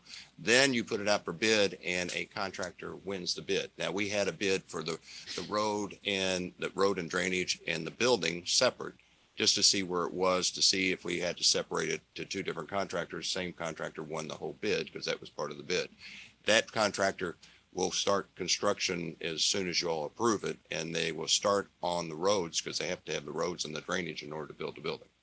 okay, so Ron Sitter Carroll is with us through this whole process, or they leave now? No, They're done. they will still be, because they have to protect their product. So they have to make sure that their product is built according to what they said, but Bruce makes it sure it's built according to what we want. Yeah, if you remember, they'll be on site at least once a week during the process. Ron Sitter Carroll. And report back to you. Where Bruce will be more all the time. Now, the interesting thing is Bruce taught most of the Brandstetter people that designed the building at UK. So Okay. he is their professor that did it. So. So Brandstetter, your architect usually, I mean, over at the amphitheater, the architects are still involved, because also if you have to change something, they have to design it to change what they just designed. So they're at a minimum, but not at a maximum is when they do what you just saw. Now they're here just as a minimum going through the project. The contractor says, okay, we're going to try to change it from material A to material B. Bruce says no, or he says yes. You follow me? I follow you on that one. Okay. Now with that, So basically go what ahead. raised the price is the state law. with State law bunker, made us put a bunker in. And then the roads is, The roads were not originally in the first price, and then we're going to save the money on the sales tax, which will bring it back down. Yeah. So, Mayor? Yes. You said that in this resolution, city issued a request for bids relative to the headquarters building. If Miranda Construction was found to be the lowest and best qualified bid. Right. What is that bid? 13,870,000. Yeah, that's on page 2. Right here. Well, Matt just got finished saying it's gonna be about 2 million something. No, the 2 million is different, Ronnie. He's saying that's part of that. That was for the roads. Well, 1.4 was for the roads. I don't know 1.4. where to. I mean, 12 million. Well, For the Oh, he building was saying if you itself, took just the out those building, other not all costs, the it got extra, down to not the 12 roads and drainage. Did you not say 12 million? What I was trying to demonstrate is how do I take a bid in order to construct this project and the improvements needed in order to make this project happen? How do I isolate the cost of the building itself? Because as my understanding, that was an important element, that if we can isolate what the real cost of the building is, that's where we're at. That's what we want to know. We know that there're going to have to be ancillary roadway improvements. We know there're going to have to be drainage improvements that have to happen anyway. But we wanted to really isolate cost of the building. So I was just going through the exercise to show you of that 13,834,000, roughly 12 million is really where the building sits, to be able to construct the building itself. So you're saying that you just took the building out? What'd you just say? It's gonna be 13 million. He did. He did I did. at the start. He did, but then he took everything out and got it down to 12 million. I think that was in case we wanted to know how much just the building itself was. It didn't matter. That Well, was something if that I may we offer, were initially if I may offer a little input, I think what he's saying is the numbers we were given 15 months ago did not include those items that if he was to remove those, they were based on not the road being there, not the drainage issues being improved and the bunker. So it would have been close to, it was still, listen, none of us are happy about the fact that it's 30% more than what we were told. But I think that the thing is, we're not arguing about the 30%. We're arguing really about 10%, because we all know that anything that was priced 15 months ago, we expected to go up. So if we're at if it went up 20% with everything like the rate of inflation and cost of living, then it would be at 12 million. It's the extra 10%. And that's where you're talking about the roads and the bunker, those type of items. So that takes us to the 13.8. And I think it's been, I think you've successfully explained that. However, that's just me. I'm catching on to that part, but. As you see that what I passed out to where show where all the funds are going to come, both for the amphitheater and for the police department. It also it has a excess cash at the bottom of $305,000 that are not appropriated to those two buildings. And it also does not include the property on College that was $160,000. That has been taken out also. I just want to make a little bit of notes here, and I'm not going to be here, so I just want to kind of clarify some things. And I think part of it's already been answered. I knew it wasn't going to cover the demolition of the old building, but they are going to use that as a carport, which is fine. But there's still going to be cost involved. They may. Okay, whether they demolish it totally and make it a parking lot without a cover, or if they convert it to a covered carport, there's still going to be cost involved there. Do we know what that is going to be? Any estimate on that? No. But I would think substantial. Second, I don't believe this doesn't cover Bruce's fees. We passed a contract separately to pay him X amount of dollars per hour. That's correct. That's not included in here either, correct? Right. Do we have any idea how much that will be, sir?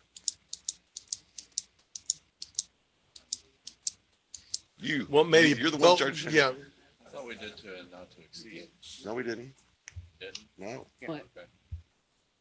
That contract was executed, and we did it similarly to we did some of our other federal projects. Since he'll be providing some of the daily inspections and operations of it to make sure that what the contractor is going to build is what's in these plans that we bid.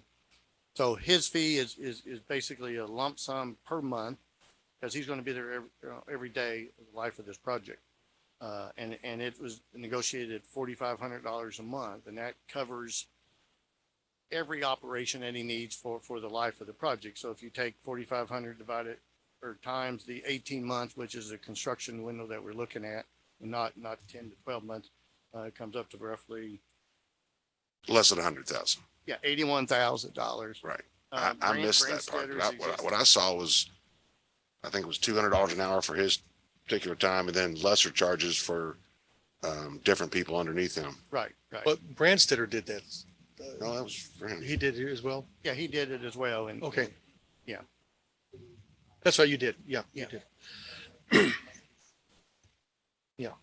And that's a cost saving measure for us. Yeah. No, Well, and I he'll guess probably my- bring my- stuff on that's even lower than him, if it's more clerical stuff or more, counting windows, make sure that what the inventory was delivered is there, so that's why you see his But those, hourly rate different. are those charges in addition to his 4,500 a month, or is that part of his 4,500? That's part of his 4,500. It's just that part of it. if we get out of that, we can identify what the hourly rate would be outside of that. Yeah. Okay. And then finally, I don't believe this, obviously, I know it doesn't include any new equipment for the interior of the building that they may need, whether it be just furniture or, I know the biggest concern was the property evidence room.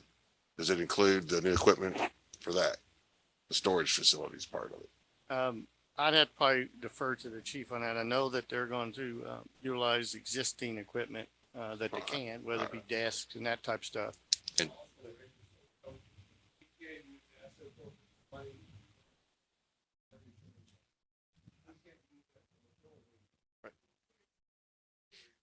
And we're sitting on about 3.5 million. Yeah, I saw that the other day.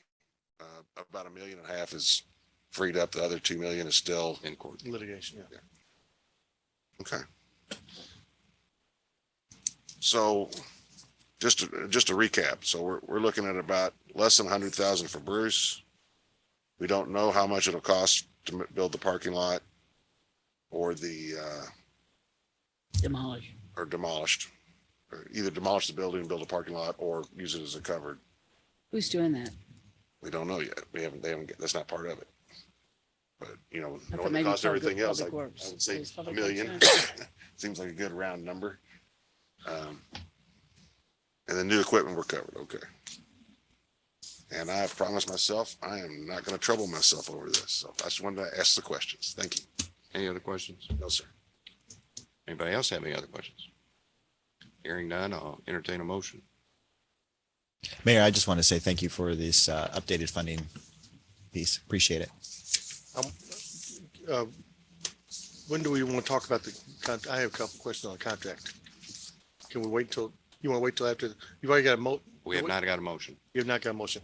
Well, let me ask a couple of questions, and actually Skylar can answer every one of these, I believe. Skylar, on page 1, it's under C. It says contractor may utilize the records of or city personnel. The records, I'm confused. Utilize the records or personnel of city. That's standard language that is in all of our contracts. What that allows, it gives them the ability to look at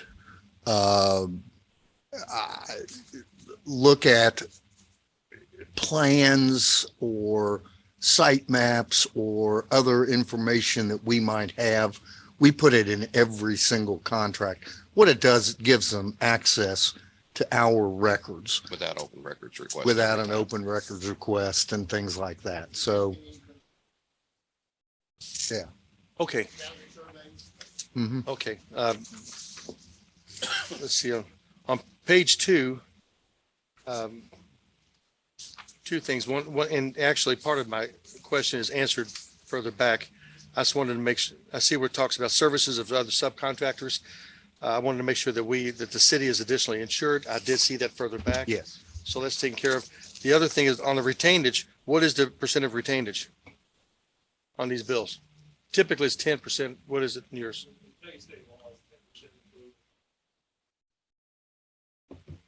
Okay. Okay. So it didn't specify what that was, what the percentage was. Number page 3, it says under 7, under insurance requirements, the contractor shall not commence work under the contract until all insurance certificates that are required, all the documents have been submitted and approved to the city of Jeffersontown. Has this been done? No, you haven't approved the contract yet. I know, but if we approve the contract, when will, Basically, that says, Brian, is that it- that in they case can't we're gonna- start yeah, until we have the, all the certificates that we need. okay. That's just a requirement of it. Yeah. Okay, Has to come first. okay. We want to make,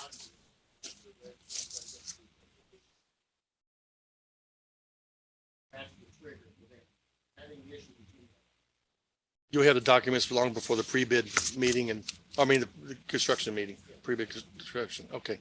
On page 4, at the very top, it says the city may require the contractor to supply proof of some subcontractor's insurance. I'd prefer that word to be changed to will. I don't think we may, I think I'd be more comfortable that we will Well, it's require them to send. It's our choice. Why would we give it? I would think you want it. Well, you're making us do something where we have a choice of doing it or not doing it. So you're putting the burden on us. No, I understand. Well, in other words, a major subcontractor, of course, we would require all their documentation, et cetera. A subcontractor that is coming in, for example, to deliver 2 loads of rock, we probably would not go through that bureaucratic process Well, there's- and risk slowing things No, down. I get that, but Yeah. there's It gives other- us the discretion, Brian, I- and we can demand it, as much as we want, and we do. A on- guy on the delivering big ones. rock who's there for 20 minutes can still twist his ankle and get injured on a job site, or a guy putting floor tile down can sever a finger off. I'd hate for us to be exposed to that liability because they didn't carry insurance.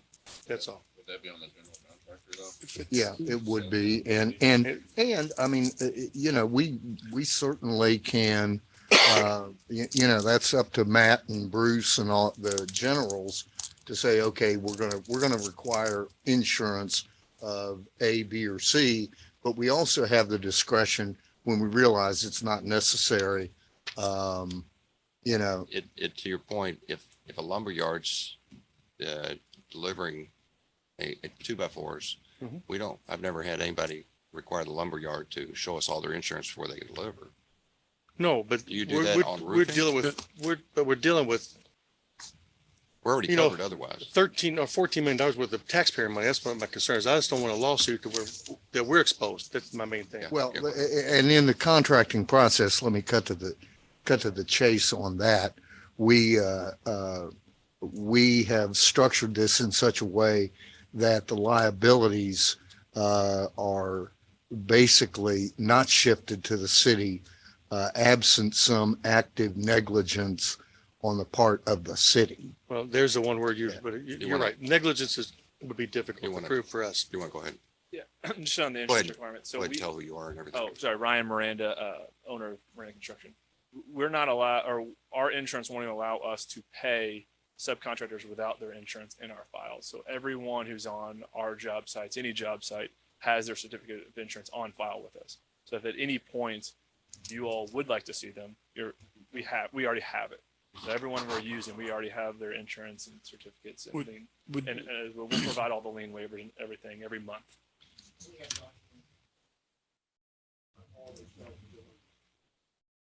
Well, if we're listed as, yeah, if we're listed as additionally insured, we should get those copies from their company anyway. Okay, so If I'm not mistaken, Matt, didn't a lot of them come in with the bid? Yeah. Yeah, we usually get the certificate of insurance liability, even for the companies that deliver rock to us. We have those already. So if they were to deliver rock for you guys, we're already on their insured. Okay, now if they use a vendor we don't have, that would be their responsibility, I would think, to get that.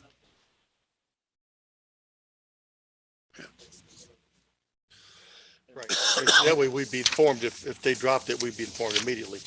And that'll also sort of tie in with the owner purchase materials. So what we would do is we create the packet of here's how much the material is, here's their insurance, here's everything.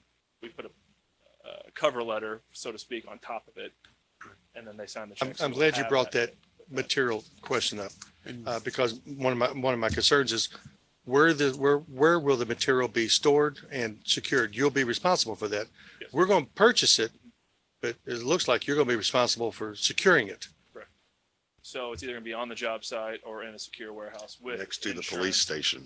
That's too, yeah, there's going to be They too have- much product. Well, Too much product for that. don't see Do you have a warehouse itself No, to store? nobody's gonna steal it. Yeah, you do have a But secure the yard? Yeah, I mean, we have 12,000 square feet of secured enclosed space. We have another 15,000 square feet of open space. But if it's like an HVAC unit per se, that might just stay at their shop. But if we bill for it, there's going to be pictures and certificate of insurance just for that, a separate certificate of insurance just for that equipment. Well, a large amount of materials will be stored on site. Stone, bricks, mortar, and all that stuff's gonna be stored there. I'm just talking about the other products that can't be, that you'll run.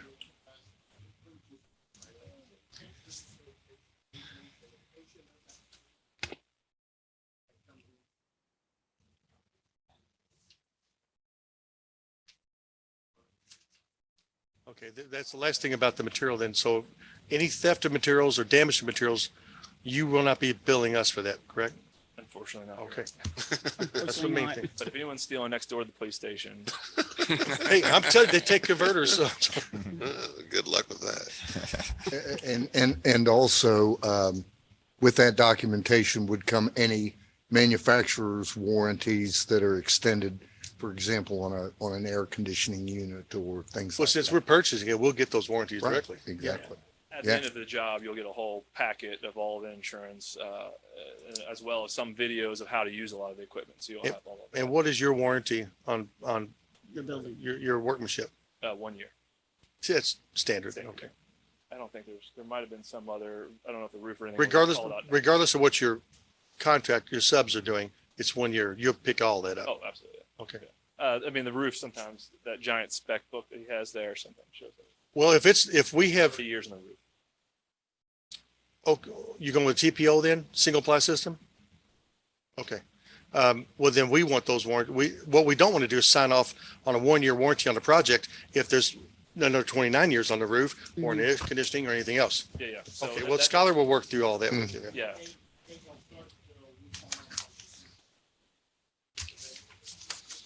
So, yeah, 11 months after we substantially complete, we'll call you up and we'll do another walkthrough and just. Your warranty does it, but things that are completed Is would there any start. chance would run that again. you'll have this project started by the 1st of January? Yes. Yes. You will be starting the project in the next 6 weeks? I think it's 10 days from notice to proceed, we need to be breaking ground. And Matt's already worked with Flynn. They're doing two of our projects, so if we have to pull them off the other one to bring this one, we can work in between the two. And then the final top of the final top of the blacktop will be done after all the construction is done, right? Yeah. For the road? Okay.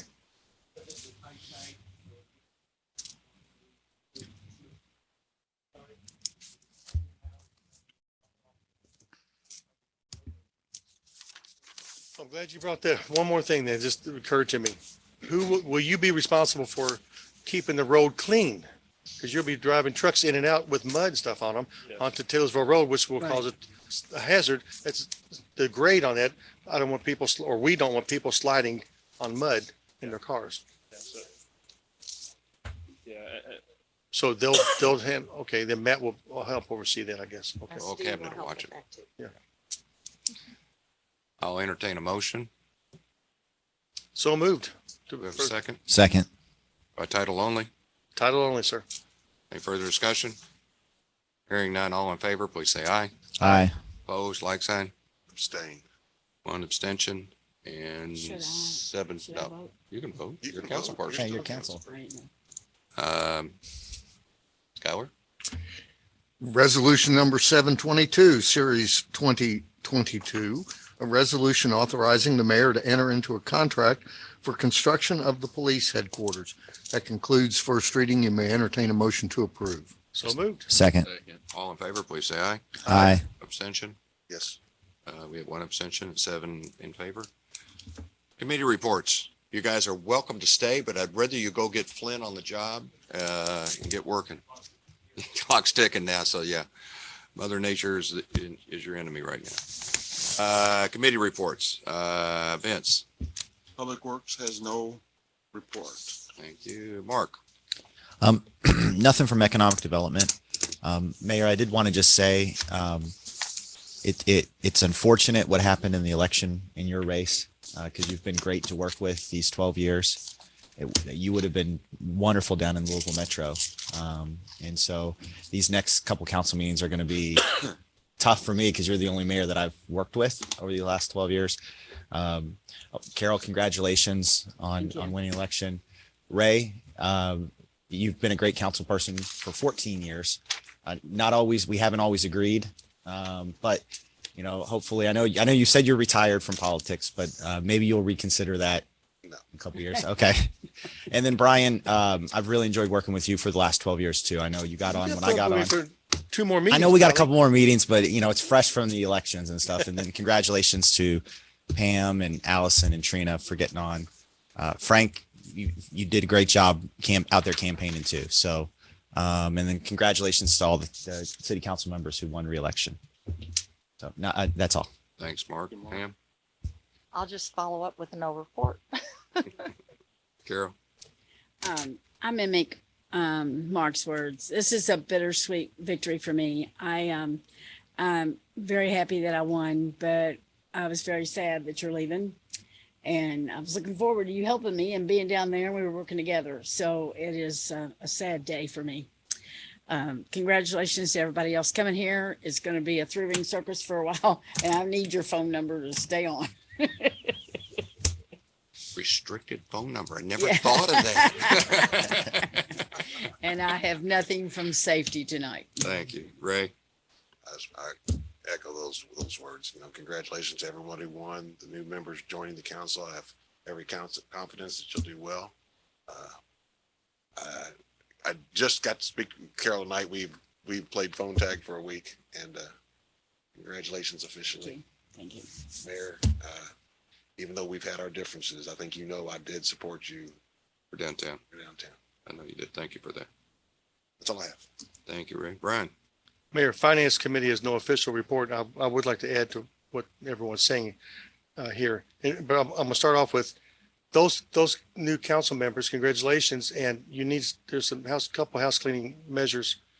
On December 16th here in Jeffersontown, there will be a city officials orientation that I think Put on by KLC. it's put on by KLC. It's very important that you attend that. And then in January, there will be a 2.5-day City Officials Academy, which is equally important, even more so important. But I greatly encourage you to take the time to go do that. You will need it. It will explain a whole lot of things to you. So that's part of that. For the rest of us who congratulations to everybody who won.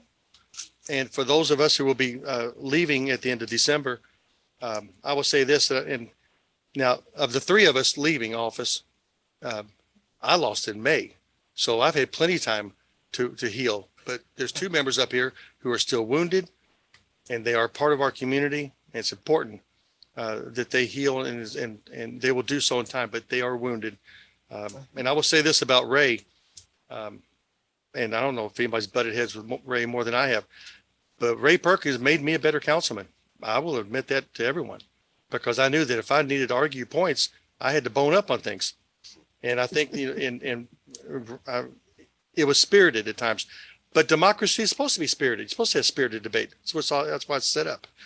And so there's two types of politicians, those who have been voted out of office and those who will be. That's true. And when my children called me out in May with condolences, I told them, I said, look, I'm fine. Don't worry about me. Much better people have lost votes than me. True. And you think back to Abraham Lincoln, who lost a bunch of elections before he was in, but the greatest person who ever walked this face of this earth lost a voice vote, didn't he? To Barabbas. He lost a voice vote, cost him his life. But so we're in good company, the three of us. Yeah, I We're was in going good to say, company. so Brian, you've compared yourself to Abraham Lincoln. Jesus. And Ray Perkins and Mayor Deriff. I did. I make sure I got all the. Hey, and in time, each one of you. So, but that being said, and I want to say that Carol Pike will be the next mayor, which makes Pam Ware the senior member of this council moving forward. Yep. I feel old now. Senior. Congratulations, everybody. And we look forward to the next 2 meetings. Oh, last thing on like I said earlier, none of us are happy about the 30% raise in that. But okay, we'll go to 40 then. But I will say this: 8.5. in the final analysis, and we know we have the money regarding the unappropriated funds. We'll be getting not only this that we just approved this time, but you'll have another one in 12 months, and actually you will be into the third one before it's completed. So you'll get that much more each time. So another probably 4 million on top of what we appropriated tonight. Anyway, the vote came down to this with me, that the benefit outweighed the cost. And that's what you have to do when you think about the safety of any community. Does the benefit outweigh the cost? And in this one, it did. So that's where I fell on it. And I applaud the council for supporting that. And I applaud Councilman Perkins for not being difficult. He did a good job tonight. Everything he said was good and to the point. So thank you, Mayor. Thank you, Brian. Tim, Planning and zoning has nothing to report. Thank you. Ron. I'm sorry, Mayor, I can't follow that. I make a motion, we adjourn. We got mayor's remarks. You don't even give a chance for the mayor to say anything. Mayor remarks. Thanks. There's no second. God. There's no second. This is what happens when you lose an Always election. You get instantly wiped out and you became a dead duck, not a lame duck. I mean, thanks, Vince. I appreciate the comment there. He's already out of there. No, His committee report. Oh, his committee report. I thought he's. Aha.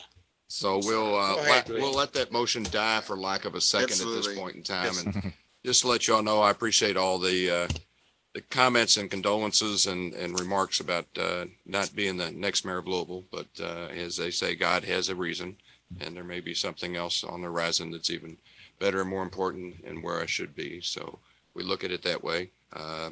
It does free me up. I thought, well, okay, I haven't played golf for 18 months, so I'm going to go out and play golf. The temperature went from 70 to 30. Yeah. So somebody mentioned that, that next time a Democrat would be, I shouldn't say that, but okay. But then I said, well, I'm going to go to Florida and stay at our place in there. And a hurricane took care of that one. So I really don't know what I'm going to do. You're stuck in J-Town, Mayor. So we'll look at the next year as a state office or something else. So we'll see what's going to happen and where I'm best suited. And again, I appreciate all the compliments both here and across the county. It looked like it was a county city vote, and it shows that we need to unify the city even more. And both not J-Town, because we've done real well. I appreciate, and I will give you the end of the J-Town mayor speech in two more sessions or at a different function. So tonight it is a matter of thank you for passing everything that we have looked at where the city should go, and thank you for being there for the budgets and paying off everything. And we'll go through all that in two more sessions. So for tonight, I will make it short since it's already been 2 hours and 30 seconds. And I will leave it up to Vince to make the motion again. No do. It's your turn. I will let Ronnie second it so he doesn't feel totally out of the circle. I make a motion, we adjourn for tonight. I second it. All in favor, please say aye. Aye. Opposed? Motion carries unanimous.